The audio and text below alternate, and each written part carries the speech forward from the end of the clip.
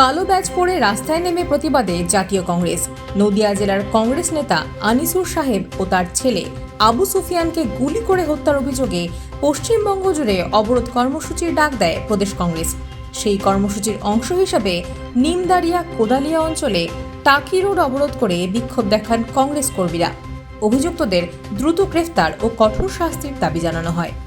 অবরোধ করছে গতকাল আনুমানিক রাত 9টার সময় জাতীয় কংগ্রেস নদিয়া জেলার কংগ্রেসের সাধারণ সম্পাদক আনিসুর সাহেব এবং তার পুত্র বাড়ির উদ্দেশ্যে রওনা হয়েছিল। পথিমধ্যে তাদেরকে আটকানো হয় এবং নৃশংসভাবে তাদেরকে কুপিয়ে খুন করা হয়।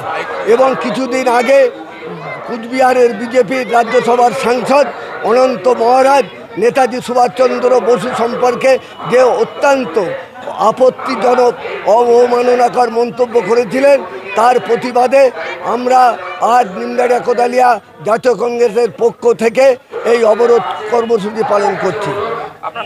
মোহাম্মদ আব্দুল ওয়াহিদ মণ্ডল, নিমদারিয়া কোদালিয়া অঞ্চল কংগ্রেসের নেতা। আমরা রাস্তা অবরোধ করছি।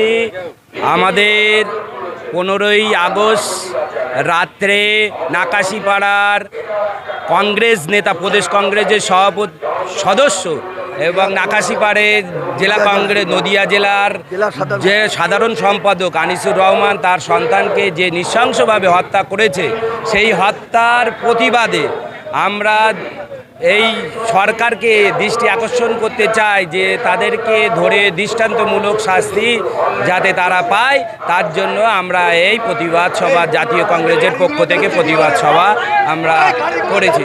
যত আমাদের পুলিশ প্রশাসন আশ্বাস না দেয় আমরা এই অবরোধ তুলব না। আমার নাম আলমবাড়ি গাজী, বসিরহাট 1 নম্বর যুব সভাপতি।